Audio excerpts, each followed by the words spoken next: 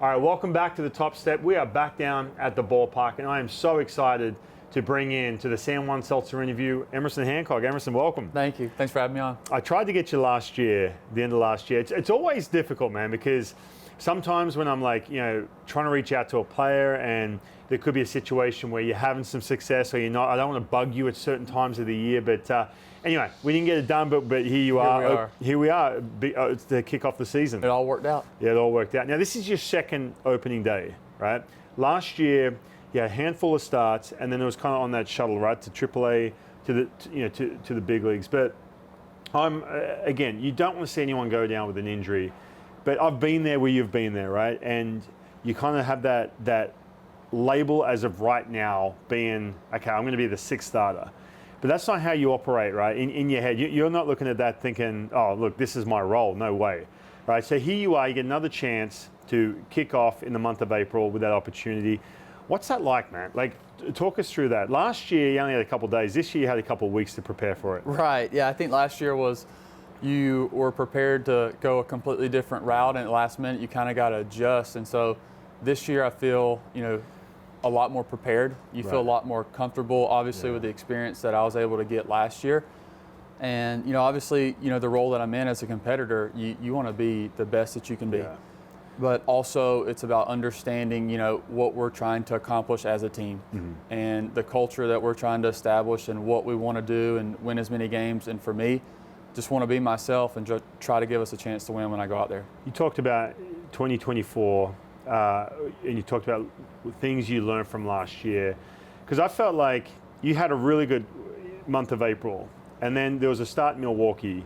It was kind of like it was your last start. You could kind of see the writing on the wall. You knew Brian Will was coming back, and we talk about it being in that role, and you feel like you're sort of looking over your shoulder. Did you put any extra pressure on yourself in that start or that time of year in particular? Yeah, I mean, I remember the last one was in Minnesota, and so like the timing of it, I think you're always thinking about it, and it's there. Yeah. It's a real thought, and you're human, and you know how things operate. And for me, I just wanted to try to go out there and do the best that I could. Right. You obviously knew probably how things were going to go, and I just wanted to be prepared for whatever route we're going to go. And when I got option, it's just what do I need to do to get improved, to get better, and get another chance. How tough is that when you get option down? It's like where do you start, man? And anyone who tries to sugarcoat it and say, oh, no, it's all good, I'm just going down to get my work in and we'll wait and see. It is tough. Yeah, it's tough. My God. And I mean, I think there's the only way to be about it is to be honest about it. It's tough. You want to be there. You want to be on the club. You want to be on the team. Yeah. And I think the quicker that you can get over it and, have a reshift of your mindset and your perspective when you get there, it helped you out a ton. And I think early on, it's like, all right, like you maybe press a little bit and it's like, all right, I want to get back as quick as I can. It's like, that's not how things work. Yeah. This is a process. This is baseball. Things can happen, and you really just have to enjoy it as it goes. I feel like the send down is like that. It kind of goes in stages. You first have that conversation, and you drive away from the ballpark, and you feel sort of optimistic, right? Like because you've had that good chat. Hey, you'll be right back here. Let's go work on this, work on that, and then like just the day to day is so different. And it's one of these ones, but you know what? I feel like there's so much, it's a blessing though that AAA is that way. Like I've talked to some guys more recently about AAA, how different it is now compared to back when I was pitching, man. It was a grind back in the day. You guys got it easy now when guys are coming up to AA, AAA. But even then, there's a blessing there in regards to it makes you just a little bit more hungry to get back to the big leagues, right? No doubt. I think you start off and everything's great. Everything in the big leagues is just better. It's just how things operate. Yeah. And I think when you go down, it's just another thing of like, you don't take a day for granted. You go into the park, you show up, you enjoy, being with the guys, the teammates. And, when I was down, there's a lot of great people there and coaches. And that's the good thing about this organization. No matter where you're at, there's people who are willing to help. And so just kind of go down there and enjoy it the best that you can, really. Since you were drafted by the Mariners to now, do you feel like there's more transparency, more communication, especially if you are a young guy in AA, AAA coming up, you get to the big leagues, Was there ever a disconnect from day one from you, from the organization, and it's different now, or has it always been that way since you signed here? I feel like it's always been that way. Okay. From the people that I first met, they've always been honest with me, and we've had great conversations about what I need to do to get better. Right. And I just think as you, I don't like saying I'm older, but as you get older and mature and you go through the game a lot more, you kind of see what they were trying to tell you at a younger age. And so you're able to kind of take in that information differently. And so that's just kind of how you got to go about it, really. What was something, you talked about how much you learned last year in 2024. At the end of the year, you're in the rotation, doing your thing, and you're getting that good consistency, and sort of the finish line is there, and you always want to, it's like you're always auditioning, right? Yeah. You always want to finish strong. I want to get to the off season in just a second. What was it by the time you got to August, September that was different about Emerson Hancock? I think I had a better understanding of like who I was and what made me good in terms of pitching, but also in terms of the perspective of gratitude and showing up to the park and enjoying things a little bit more. I think when I went down, that was the conversation that I had. Is like, all right, like who do I want to be as a pitcher? Who am I? How can I implement this now? That way, when I go back up, you just keep doing it. And I think that's what I tried to do. And like when you get up, like it just feels like you're a little bit more prepared. You can handle the moment a little bit better. Things are just a little bit slower. The game's still hard. It's still, razor thin margin of error in the big leagues, and you always have to stay focused and prepared. But I felt like I got a little bit better as the season went on. All right, going into this winter, there was always talk about, hey, look, the Mariners trading away pitchers. I mean, surely you had to be not looking over your shoulder, but checking up on how all that sort of progressed this winter, right? As to if the Mariners were going to make a move and how that affects you? Yeah, I think there was really no way not to hear about it. If you're on Twitter or Instagram at all or any social media, you were hearing about it, you were learning about it, and at the end of the day, like you don't really know how much is true, how much was really happening, and so you just kind of go about your off season, and if your phone rings, then it rings, and if not, then you just keep on working and keep going about it. Any rumors or anything you heard in particular, like someone said, oh, hey, Emerson, I heard, because I heard your name a bunch, man. I'm like, oh, yeah, and I get it's natural because the Mariners have such a good rotation, and this is the tough situation you're in, because I've said this nationally, if Emerson Hancock is, and especially by the point we got to in the last year, I said this during the offseason, if he's with a different rotation out of a bunch of the teams, it's different right now. He's middle of the pack in that rotation, and so here they are with a bit of a surplus, and so it's natural for you to think, okay, how are they going to sort of, where do I fit in for 2025? Yeah, I mean, I think you can't control any of that. And so,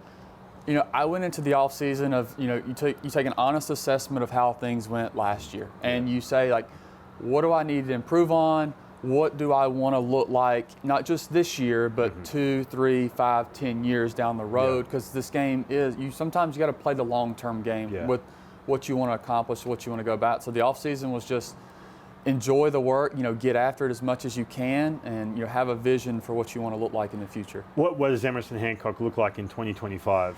What's been the upgrade from 2024? I think it's, in terms of personal perspective, I just feel like I'm being myself a little bit more. I know who I am, and I know the pitcher that I want to be. And out there on the mound, I went in this offseason of, all right, what can I do to throw more strikes? Okay. I need to throw more strikes. I need to win more counts. On top of that, we need to develop a better breaking ball. So then, I tried all breaking ball shapes. You actually come away with having some good ones and some ones where you get to canvas, like, okay, like this works. And so that was really my off season, was just grinding at that and having a vision for what I wanted to do. Okay, so the sweeper, we've heard about the sweeper with you in spring training. When you talk about you trying these different grips, where do you do that at? Are we going to one of the big name ones like drive line or tread? And everyone talks about designing a pitch. Is it throw the pitch, turn around, check the iPad? What are we looking at? Yeah, I think early on, a lot of times in the offseason, I kind of like just throwing into a net. Okay. I always set a plate down and practice as many strikes as I possibly can. So early on with the grip, like I just want to see the feel. Right. Like, can I repeat the feel over and over and over again? Because our eyes, especially as a pitcher, you know, like you sometimes can't quite see the break. Yeah. You can't tell how much it really is breaking. So it's like, all right, can I throw it in the same spot there over and over again? And then when I got to camp, you know, came out a couple weeks early. You get on the track, man. You see where the numbers are. Hang on, and then you're good to go. Just to be clear, so you were just setting up a net, well, like a little bonus or something with a plate, and just visually watching how the ball moves. Because people are under the impression that it's always, you know, dudes in lab coats, you know, I mean, walking around with all kinds of technology to design. And I've said, dude, you go down the drive line, that's essentially how it is sometimes. Right. But it's as simple as that. You visually just kind of seeing and getting the feel for the grip. Yeah, you know, the biggest thing I go off of feel. I want to be able to feel the ball spin the same way. I want to feel my body be able to repeat it. And it felt like if I was able to do that and go ahead and get the feel and practice throwing strikes at the same time, I knew the shape would come along because I knew the body would learn how to consistently do that type of stuff. Right. Yeah, that's refreshing to hear. You hear that, 12-year-olds? But then it's like when you get here, it's like now every one you throw is measured and calculated and tracked. So I knew there was going to be a balance between the two. Because again, man, I see like kids who they feel like they have to have this bit of technology or whatever. And again, I'm all for that. I'm fascinated by it. But when you hear an Emerson Hancock, elite level, one of the starting pitcher in the big leagues, you know, that's where it all starts and stems from, man. I love to hear that. We hear all this about, you know, Bryce Miller, you know, developing new pitches. Pete Woodworth talked about Logan Gilbert, you know, a couple of projects he had this. Who is it in that rotation? I'll take Pete Woodworth out of it for a second and the staff, but in the rotation, who is someone you lean on the most when you're talking about, I'm not saying nerding out about pitching, but when you're talking about specifics like that? I think for me, I've always leaned on Logan a good bit, and I think, you know, it started, he was one of the first guys that I really got to meet whenever I first got caught up. We did the alt site in 2020, so we spent a ton of time together there, and you establish a relationship, and like when you really... You guys didn't come across each other in the minor leagues ever? Well, we had just met each other in 20. And then just in 20. I lived with him, I think, my first spring training in 21. So we got to be roommates. So you guys are real close. We've spent some time together. And if you really get him to talk about pitching, he has a really cool mindset about how he goes about it, because he's always watching guys too. And he's always taking in like their shapes and what they're trying to do, and how he can obviously put it in his arsenal. But another thing about Logan, like, is he works, and like that's really, everyone knows, Logan knows that he goes about things in a different way, but he works as hard as just about anybody's I've ever seen. So I've always kind of leaned on him through that. I'm putting you on the spot here, but do you remember a specific conversation in the dugout, you and him, that just light bulb, boom, like a moment where you're like, oh man. And it doesn't have to be about, oh hey, grip the ball like this. Something, because I love the mental side of the game more than anything. Something he said after maybe you struggled, or in between starts on the top step of the dugout, something that really resonated with you, like, oh man, that's a light bulb moment. Again, I'm putting you on the spot. Yeah, I think with me and him, like a lot what we talk about is, you know, recovery and maximize recovery, because we both love to throw, and we love to throw a lot. And as a pitcher, and the amount of stress that you put on your body and the amount of innings that you're trying to throw, it's about balancing that work with, you know, getting in the bullpen, getting in your everyday throwing, but also not overdoing it. Because when you step over the line, you know, your body needs to be ready to go. And for us as pitchers, like, our job is to be 100% when start day rolls around, so that we can go out there and give our team the best chance to win. So we always kind of just talk about, you know, balancing that workload between like not throwing 40 pitches in the bullpen, like getting our work in, being super intentional, because we know that our body needs to recover. Who, you talked about watching guys, who do you watch currently? What pitchers right now do you watch and you look at, you're like, oh man, and not in a sense where it's like, oh hey, I need to develop that pitch, but guys you just, like peers right now. I mean, I can get to guys you probably grew up emulating. But guys you watch right now, you're like, just the way they go about their business, or you've heard a story, or you've met them, that you just look up to and admire. For me, it was like Roy Halladay, Andy Pettit. For you, who is that? I've always loved watching DeGrom. I got to see him in person back in 2019. We went to a Braves game when I was in college, and it was just one of those deals where like everything you did, you watched. Like his warm up, just how he went in the bullpen, and he pitched really good, and like everything just looks the way that it's supposed to look. Right. The ball jumps out, it's smooth, it's, you know, incredible stuff, great velocity, and like he's a super good athlete. Yeah. So that was always someone that I really enjoyed. And then growing up, you know, mechanically, you always watch guys, and I always watch Emerson Hancock or, you know, Logan, Bryce. I watch them and say, okay, who did they sit and watch on TV, go in the backyard and try and rip off their mechanics? Was there anyone for you growing up? I think the biggest thing for me when I was growing up is I thought I was going to be a hitter. Like I thought I was going to be a position player for the longest time, and so it was like, you know, Chipper Jones was big. Like I wanted to play shortstop. I wanted to play infielder. Right. So it wasn't until high school where I really. Are we knew. talking like for Cole day, Raphael for Cole days? Those, Oh yeah, those way days? back when. Okay. Marcus Giles. Or you're what am I saying? You're younger than me, man. I'm throwing some names out there. Man. It's the people that, you know, when you turn the TV on, it was those Braves games, Yeah. and it was so much fun watching them because you take your buddies in the backyard and now you're all trying to be like them. So no pitching. Basically, you just kind of. I really didn't. Okay. Not until high school. Gotcha. Yeah, Okay. that's when I figured it's all right. Like if I'm gonna go to college, I'm probably gonna be a pitcher, Right. and just kind of kept going from there. Nice. All right, Emerson. Now I've grilled you with some questions here. It's time for the How to Speak Australian segment, brought to you by the Kangaroo and Kiwi Pub. You can play along at the Top Step TV and let us know your thoughts and let us know if Emerson can speak Australian. Are you ready? I'm ready. Okay. Now again, every guest has to answer this. Usually I give you a multiple choice. Okay. But you know, we can do a multiple choice. All right. If I'm in Australia, starting to get a little cooler, like it is, you know, today out here, and I'm going to get my jumper. What is a jumper? A coat. Is a jumper a coat? Close. I didn't even give you a chance to do the multiple choice. That's pretty close. It's a hoodie. You're wearing one right Okay. now. I saw All that. right. I'm wearing a hoodie. Have you ever heard that term before? No. Jumper? Do you say it all the time here? Jumped on that real quick. See, I made that too easy. I've had guests where I've like made it tough for them, but that was too easy. Easy. We Lay say up. jumper all the time. I haven't heard that for a long time. But Okay.